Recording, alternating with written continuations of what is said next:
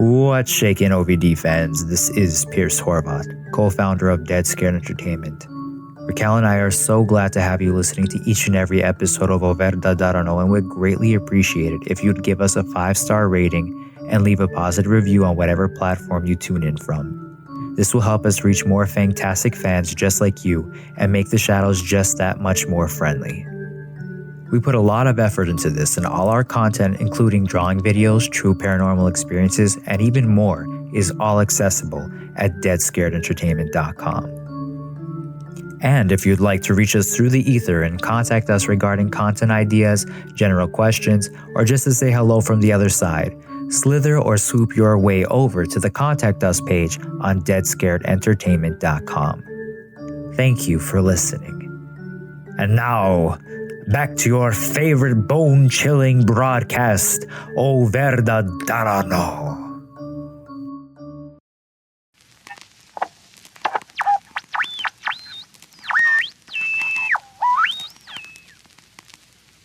Dead Scared Entertainment takes pleasure in presenting Verda Darano, a journey into the phantasmagoric lands of folklore, literature, theater, and film. In the centuries-old tradition of the Romani people, we bring to you stories of superstition, fantasy, and adventure. There's no turning back. The Verda approaches.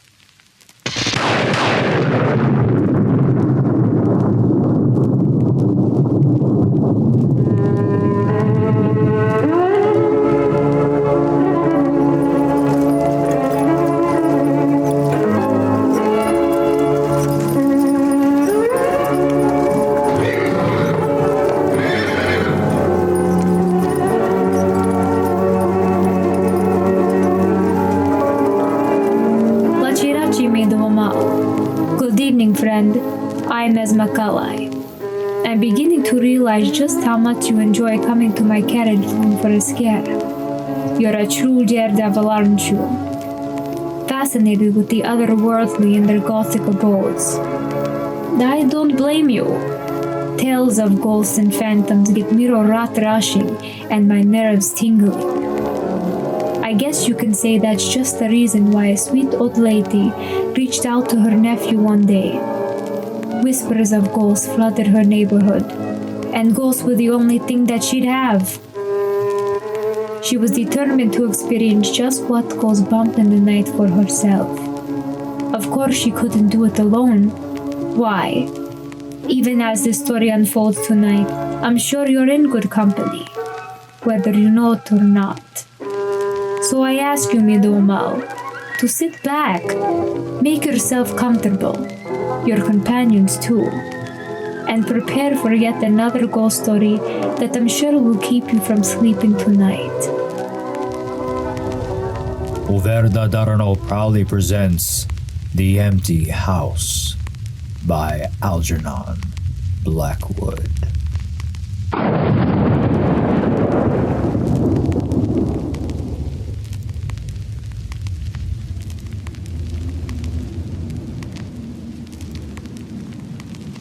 Certain houses, like certain persons, manage somehow to proclaim at once their character or evil.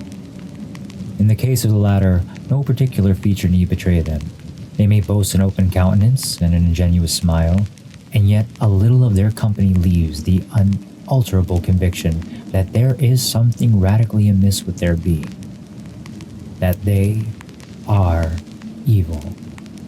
Willy-nilly, they seem to communicate an atmosphere of secret and wicked thoughts which makes those in their immediate neighborhood shrink from them, as from a thing diseased. And, perhaps, with houses the same principle is operative, and is the aroma of evil deeds committed under a particular roof long after the actual doers have passed away that makes the gooseflesh come and the hair rise. Something of the original passion of the evildoer and the horror felt by his victim enters the heart of the innocent watcher, and he becomes suddenly conscious of tingling nerves, creeping skin, and a chilling of the blood. He is terror-stricken without apparent cause. There was manifestly nothing in the external appearance of this particular house to bear out the tales of the horror that was said to reign within. It was neither lonely nor unkempt. It stood crowded into a corner of the square, and looked exactly like the houses on either side of it. It had the same number of windows as its neighbors, the same balcony overlooking the gardens, the same white steps leading up to the heavy black front door, and in the rear, there was the same narrow strip of green with neat box borders running up to the wall that divided it from the backs of the adjoining houses. Apparently, too, the number of chimney pots on the roof was the same, the breadth and angle of the eaves, and even the height of the dirty area railings. And yet this house in the square, that seemed precisely similar to its 50 ugly neighbors, was, as a matter of fact, entirely different. Horribly different. Wherein lay this marked, invisible difference is impossible to say. It cannot be ascribed wholly to the imagination because persons who had spent some time in the house, knowing nothing of the facts, had declared positively that certain rooms were so disagreeable that they would rather die than enter them again, and that the atmosphere of the whole house produced in them symptoms of a genuine terror, while the series of innocent tenants who had tried to live in it and had been forced to decamp at the shortest possible notice was indeed a little less than a scandal in the town.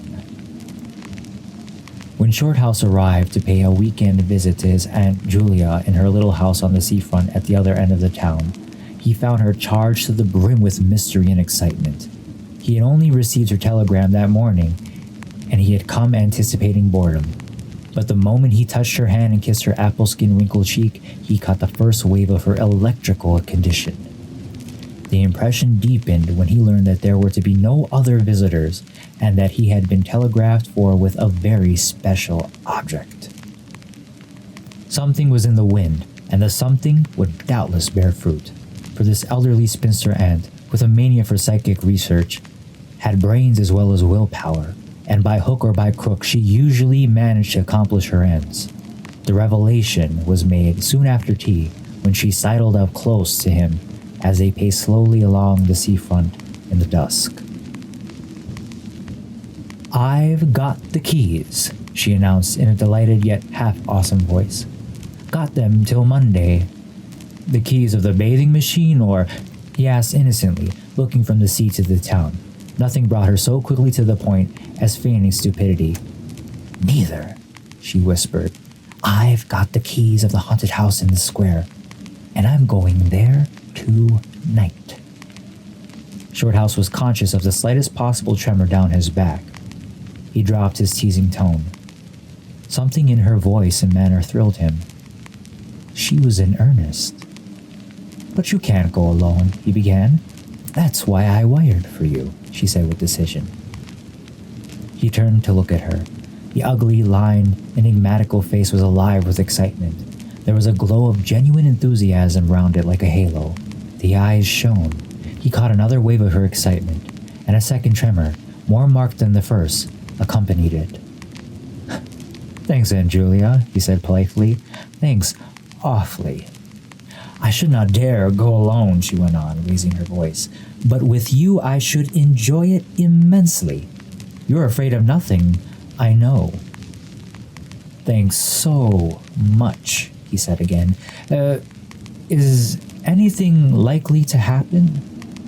"A great deal has happened," she whispered, though it's been most cleverly hushed up. 3 tenants have come and gone in the last few months, and the house is said to be empty for good now." In spite of himself, Shorthouse became interested. His aunt was so very much in earnest.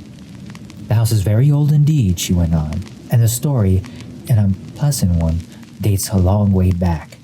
It has to do with a murder committed by a jealous stableman who had some affair with a servant in the house. One night, he managed to secrete himself in the cellar, and when everyone was asleep, he crept upstairs to the servants' quarters, chased the girl down to the next landing, and before anyone could come to the rescue, threw her bodily over the banisters into the hall below. And the stableman was caught, I believe, and hanged for murder. But it all happened a century ago, and I have not been able to get more details of the story." Shorthouse now felt his interest thoroughly aroused, but though he was not particularly nervous for himself, he hesitated a little on his aunt's account. "On one condition," he said at length. "Nothing will prevent my going," she said firmly, "but I may as well hear your condition." "That you guarantee your power of self-control if anything really horrible happens. I mean, that you are sure you won't get too frightened." "Jim," she said scornfully, "I'm not young, I know, nor are my nerves, but with you, I should be afraid of nothing in the world." This, of course, settled it, for Shorthouse had no pretensions to being other than a very ordinary young man, and an appeal to his vanity was irresistible. He agreed to go. Instinctively, by a sort of subconscious preparation, he kept himself and his forces well in hand the whole evening, compelling an accumulative reserve of control by that nameless inward process of gradually putting all the emotions away and turning the key upon them, a process difficult to describe, but wonderfully effective, as all men who have lived through severe trials of the inner man well understand. Later, it stood him in good stead. But it was not until 10:30, when they stood in the hall, well in the glare of friendly lamps and still surrounded by comforting human influences, that he had to make the first call upon his store of collected strength. For once the door was closed, and he saw the deserted silent street stretching away white in the moonlight before them, it came to him clearly that the real test that night would be in dealing with two fears instead of one. He would have to carry his aunt's fear as well as his own. And as he glanced down at her sphinx-like countenance and realized that it might assume no pleasant aspect in a rush of real terror, he felt satisfied with only one thing in the whole adventure, that he had confidence in his own will and power to stand against any shock that might come. Slowly they walked along the empty streets of the town. A bright autumn moon silvered the roofs, casting deep shadows. There was no breath of wind, and the trees in the formal gardens by the seafront watched them silently as they passed along. To his aunt's occasional remarks, Shorthouse made no reply, realizing that she was simply surrounding herself with mental buffers, saying ordinary things to prevent herself thinking of extraordinary things. Few windows showed lights, and from scarcely a single chimney came smoke or sparks. Shorthouse had already begun to notice everything, even the smallest details. Presently they stopped at the street corner and looked up at the name on the side of the house full in the moonlight, and, with one accord, but without remark, turned into the square and crossed over to the side of it that lay in shadow. "The number of the house is 13, whispered a voice at his side, and neither of them made the obvious reference but passed across the broad sheet of moonlight and began to march up the pavement in silence. It was about halfway up the square that Shorthouse felt an arm slipped quietly but significantly into his own, and knew then that their adventure had begun in earnest, and that his companion was already yielding imperceptibly to the influences against them. She needed support. A few minutes later, they stopped before a tall, narrow house that rose before them into the night, ugly in shape and painted a dingy white. Shutterless windows without blinds stared down upon them, shining here and there in the moonlight. There were weather streaks in the wall and cracks in the paint, and the balcony bulged from the first floor a little unnaturally. But beyond this generally forlorn appearance of an unoccupied house, there was nothing at first sight to single out this particular mansion for the evil character it had most certainly acquired. Taking a look over their shoulders to make sure they had not been followed, they went boldly up the steps and stood against the huge black door that fronted them forbiddingly. But the first wave of nervousness was now upon them, and Shorthouse fumbled a long time with the key before he could fit it into the lock at all. For a moment, if truth were told, they both hoped it would not open, for they were prey to various unpleasant emotions as they stood there on the threshold of their ghostly adventure. Shorthouse, shuffling with the key and hampered by the steady weight on his arm, certainly felt the solemnity of the moment. It was as if the whole world, for all experience, seemed at that instant concentrated in his own consciousness, were listening to the grating noise of that key. A stray puff of wind wandering down the empty street woke a momentary rustling in the trees behind them, but otherwise this rattling of the key was the only sound audible, and at last it turned in the lock and the heavy door swung open and revealing a yawning gulf of darkness beyond.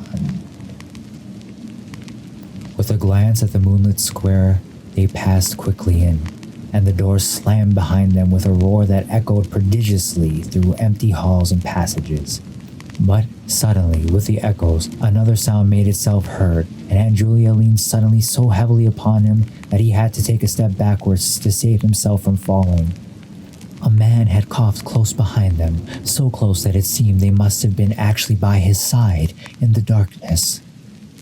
With the possibility of practical jokes in his mind, Shorthouse at once swung his heavy stick in the direction of the sound, but it met nothing more solid than air. He heard his aunt give a little gasp beside him. "There's someone here," she whispered. "I heard him." "Be quiet," he said sternly. It was nothing but the noise of the front door. "Oh, get a light, quick," she added, as her nephew, fumbling with a box of matches, opened it upside down and let them all fall with a rattle on the stone floor. The sound, however, was not repeated, and there was no evidence of retreating footsteps. Another minute they had a candle burning, using an empty end of a cigar case as a holder, and when the first flare had died down, he held the impromptu lamp aloft and surveyed the scene. And it was dreary enough in all conscience, for there is nothing more desolate in all the abodes of men than an unfurnished house dimly lit, silent and forsaken, and yet tenanted by rumor with the memories of evil and violent histories. They were standing in a wide hallway. On their left was the open door of a spacious dining room, and in front the hall ran, ever narrowing, into a long dark passage that led apparently to the top of the kitchen stairs. The broad uncarpeted staircase rose in a sweep before them, everywhere draped in shadows, except for a single spot about halfway up where the moonlight came in through the window and fell on a bright patch on the boards. This shaft of light shed a faint radiance above and below it, lending to the objects within its reach a misty outline that was infinitely more suggestive and ghostly than the complete darkness. Filtered moonlight always seems to paint faces on the surrounding gloom, and as Shorthouse peered up into the well of darkness and thought of the countless empty rooms and passages in the upper part of the old house, he caught himself longing again for the safety of the moonlit square, or the cozy, bright drawing room they had left an hour before. Then, realizing that these thoughts were dangerous, he thrust them away again and summoned all his energy for concentration on the present. "And Julia," he said aloud and severely, "we must now go through the house from top to bottom and make a thorough search." The echoes of his voice died away slowly all over the building, and in the intense silence that followed, he turned to look at her. In the candlelight, he saw that her face was already ghastly pale, but she dropped his arm for a moment and said in a whisper, stepping close in front of him, "I agree. We must be sure there's no one hiding. That's the first thing." She spoke with evident effort, and he looked at her with admiration. "You feel quite sure of yourself? It's not too late." "I think so," she whispered, her eyes shifting nervously towards the shadow behind. "Quite sure. Only one thing." "What's that?" "You must never leave me alone for an instant." "As long as you understand that any sound or appearance must be investigated at once, or to hesitate means to admit fear, that is fatal." "Agreed," she said, a little shakily, after a moment's hesitation. "I'll try." Arm in arm, Shorthouse holding the dripping candle and the stick, while his aunt carried the cloak over her shoulders, figures of utter comedy to all but themselves. They began a systematic search. Stealthily, walking on tiptoe and shading the candle lest it should betray their presence through the shutterless windows, they went first into the big dining room. There was not a stick of furniture to be seen. Bare walls, ugly mantelpieces, and empty grates stared at them. Everything they felt resented their intrusion, watching them as it were, with veiled eyes. Whispers followed them. Shadows flitted noiselessly to right and left.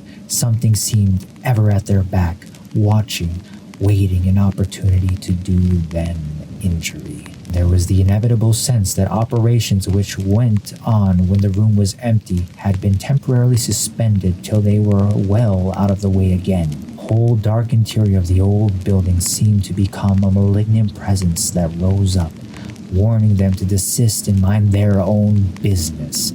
Every moment the strain on the nerves increased. Out of the gloomy dining room they passed through large folding doors into a sort of library or smoking room, wrapped equally in silence, darkness, and dust, and from this they regained the hall near the top of the back stairs. Here a pitch-black tunnel opened before them into the lower regions, and, it must be confessed, they hesitated, but only for a minute. With the worst of the night still to come, it was essential to turn from nothing, and Julia stumbled at the top step of the dark descent, ill-lit by the flickering candle, and even Shorthouse felt at least half the decision go out of his legs. "Come on," he said peremptorily, and his voice ran on and lost itself in the dark, empty spaces below. "I'm coming," she faltered, catching his arm with unnecessary violence. They went a little unsteadily down the stone steps, a cold, damp air meeting them in the face, close and malodorous. The kitchen, into which the stairs led along a narrow passage, was large, with a lofty ceiling. Several doors opened out of it, some into the cupboards with empty jars still standing on the shelves, and others into horrible little ghostly back offices, each colder and less inviting than the last. Black beetles scurried over the floor, and once, when they knocked against a deal table standing in a corner, something about the size of a cat jumped down with a rush and fled, scampering across the stone floor into the darkness. Everywhere, there was a sense of recent occupation, an impression of sadness and gloom. Leaving the main kitchen, they next went towards the scullery.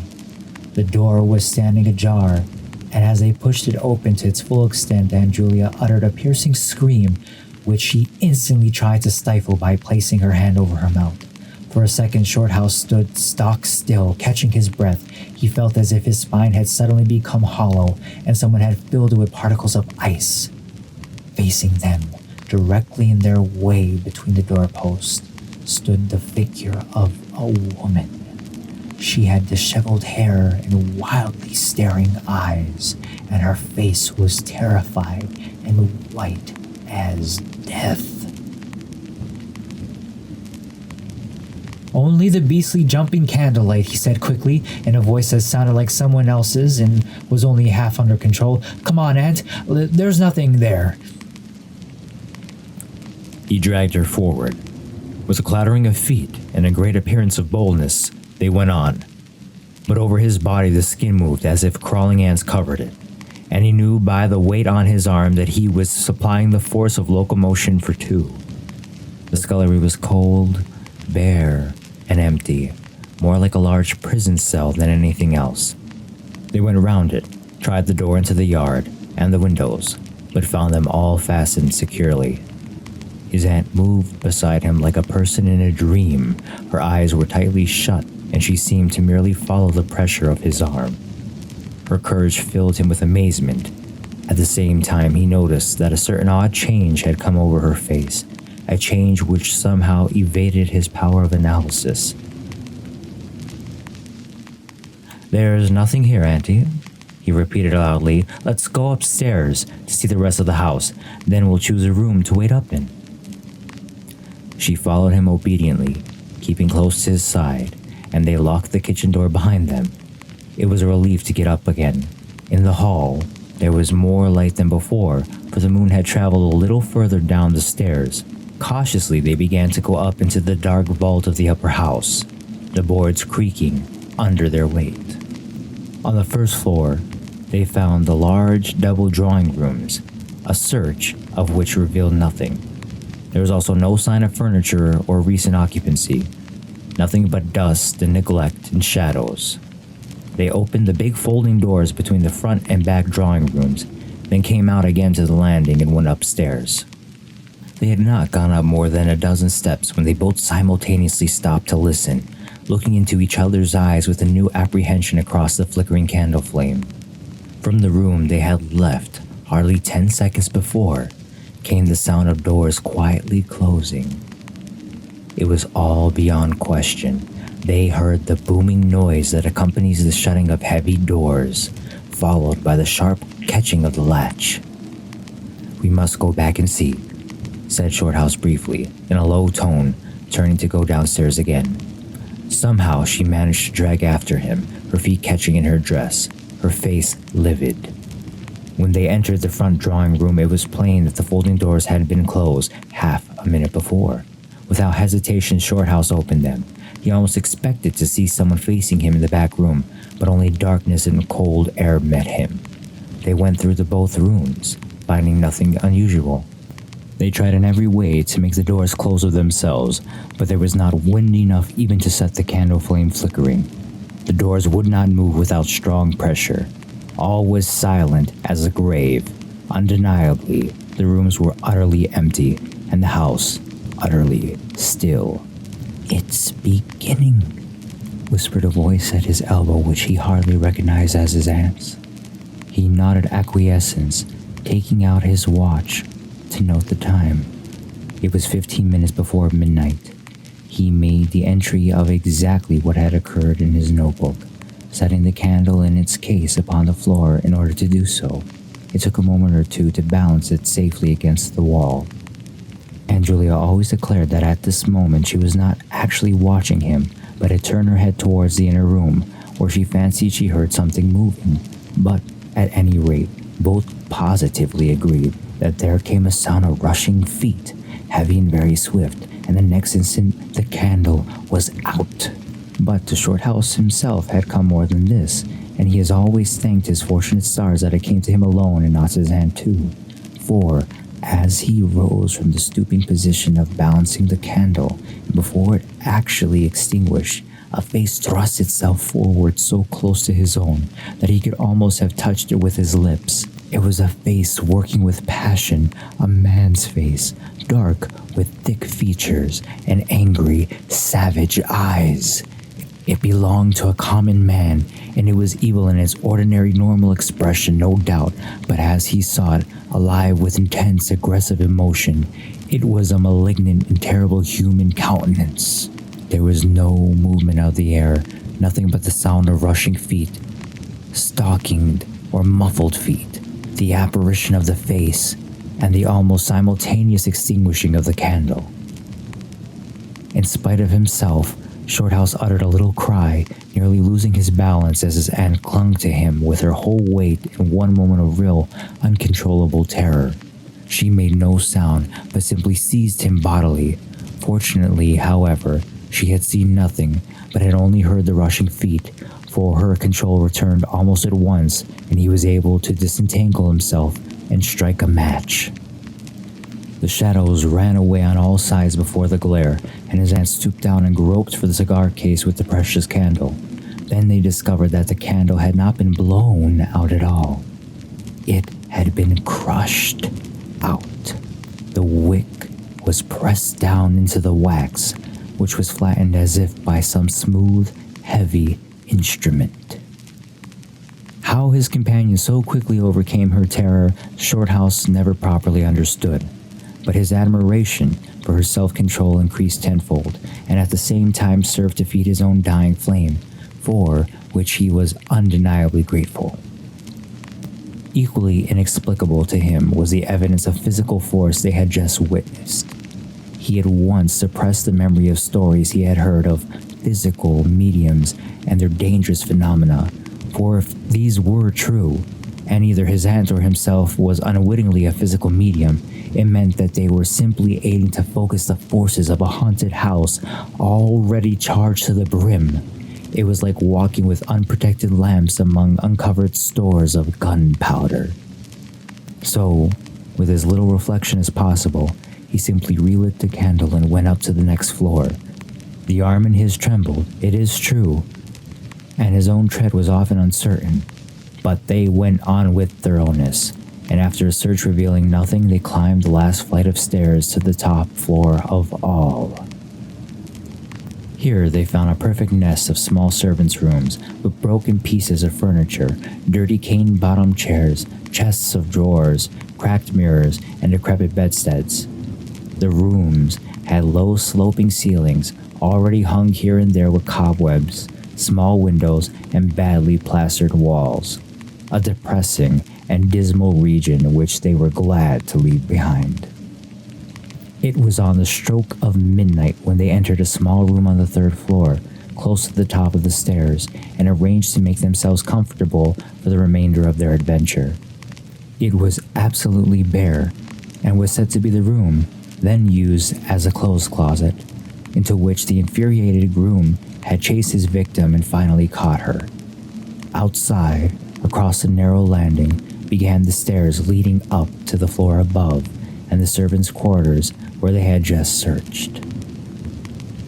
In spite of the chilliness of the night, there was something in the air of this room that cried for an open window. But there was more than this. Shorthouse could only describe it by saying that he felt less master of himself there than in any other part of the house. There was something that acted directly on the nerves, tiring the resolution, enfeebling the will. He was conscious of this result before he had been in the room 5 minutes, and it was in the short time they stayed there that he suffered the wholesale depletion of his vital forces, which was, for himself, the chief horror of the whole experience. They put the candle on the floor of the cupboard, leaving the door a few inches ajar so that there was no glare to confuse the eyes and no shadow to shift about on walls and ceiling.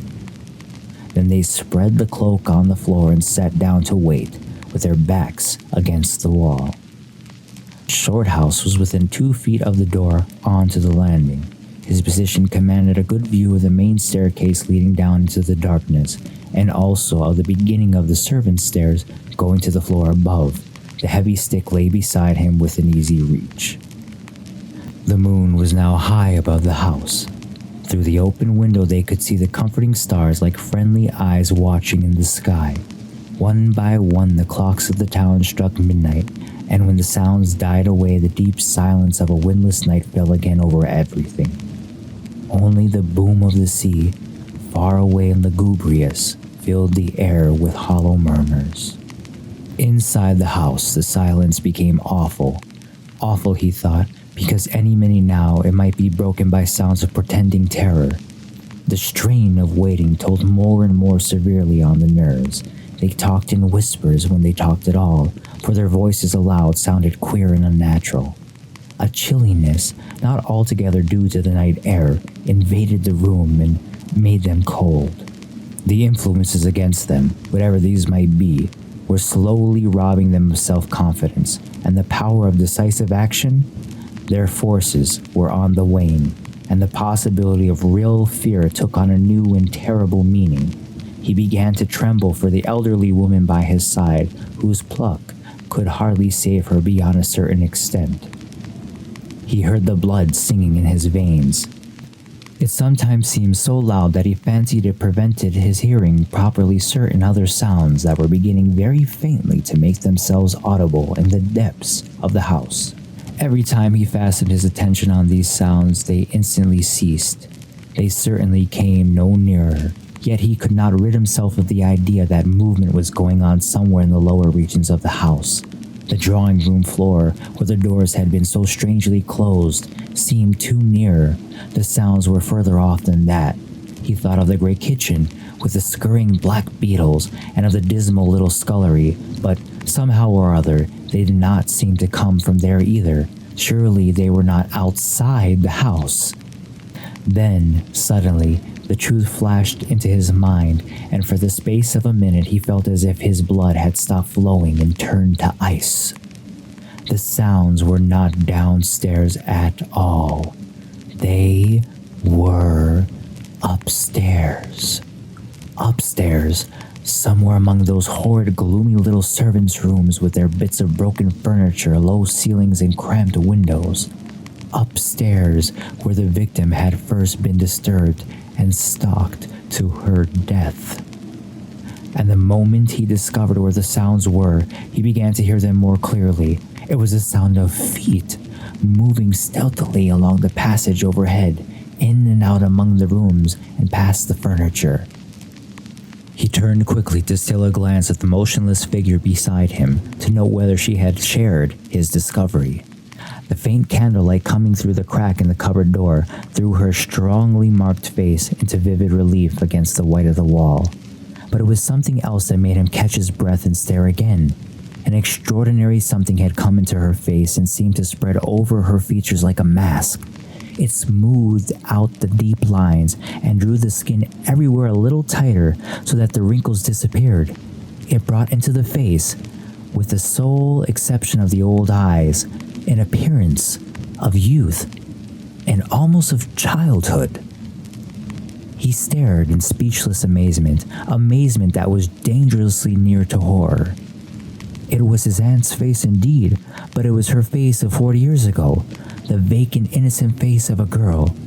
He had heard stories of that strange effect of terror which could wipe a human countenance clean of other emotions, obliterating all previous expressions, but he had never realized that it could be literally true, or could mean anything so simply horrible as what he saw now.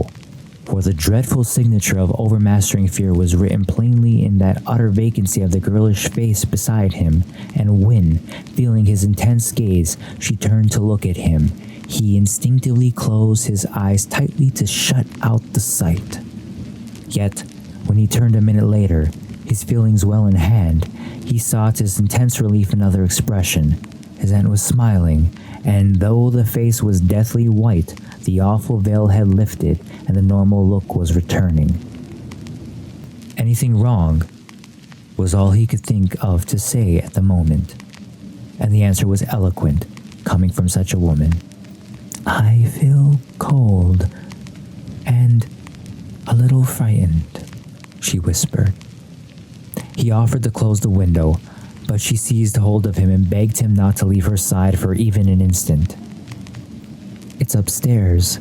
I know," she whispered with an odd half laugh. "But I can't possibly go up." But Shorthouse thought otherwise, knowing that in action lay their best hope of self-control. He took the brandy flask and poured out a glass of neat spirit, stiff enough to help anybody over anything. She swallowed it with a little shiver. His only idea now was to get out of the house before her collapse became inevitable, but this could not safely be done by turning tail and running from the enemy. Inaction was no longer possible.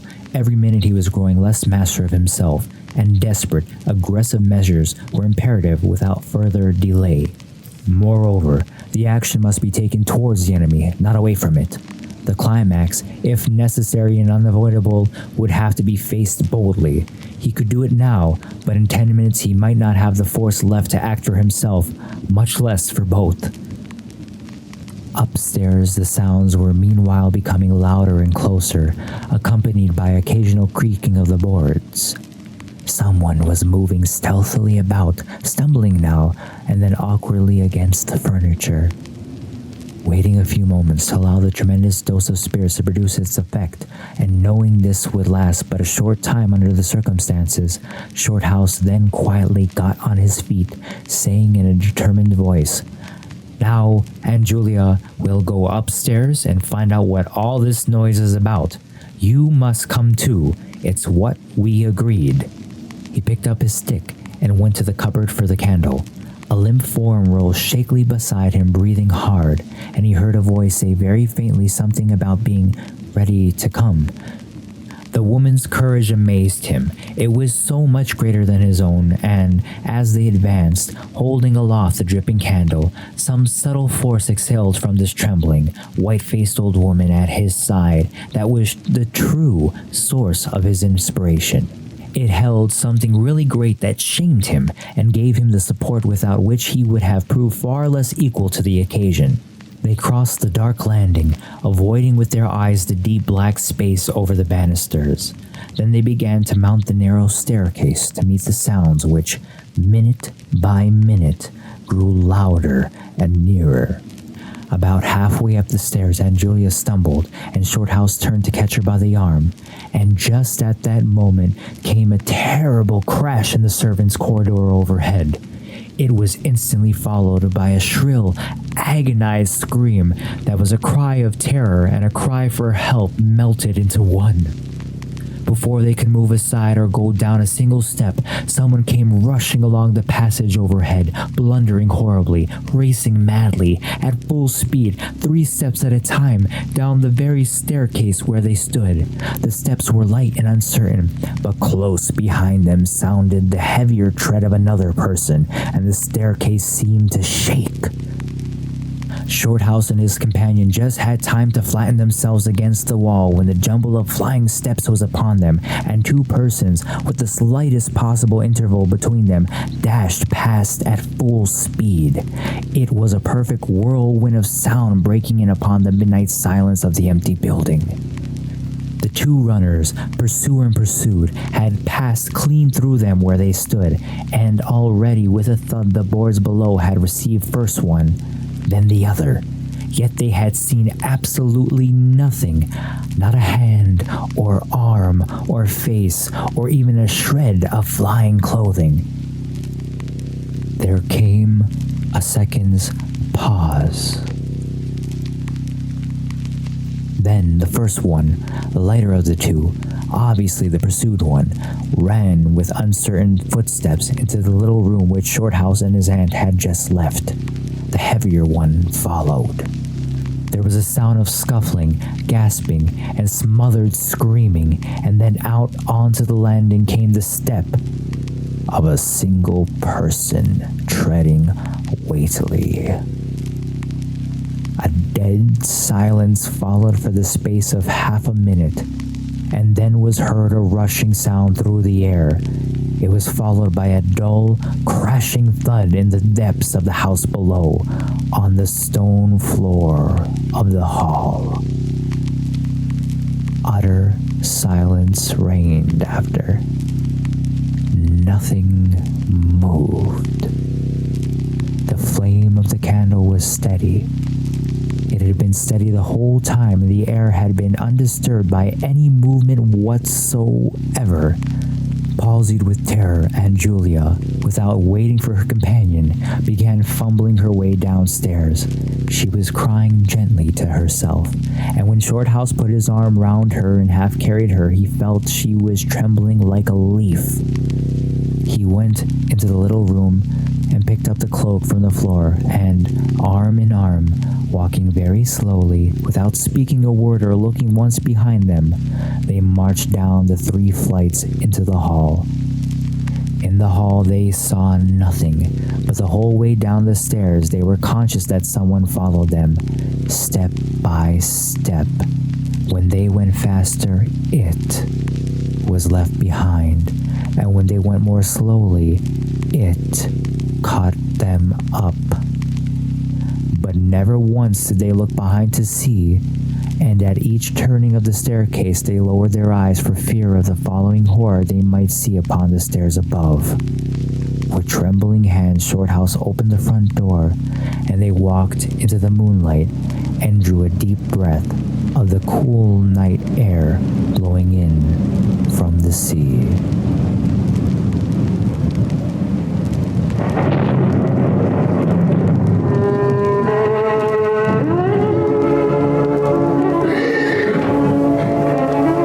Well, luckily ghosts aren't real, right? Let's not fool ourselves, Amal. We know very well that life continues beyond the grave. Memories rarely fade. Tragedy leaves permanent stains on the walls that ache to scream witness. And these two brave voyagers will never cross the threshold of that old house in the square ever again. I must say, I was surprised to hear they stood as long as they did. Most could only last to an eighth of what they experienced. How do you think you'll fare? I have faith in you.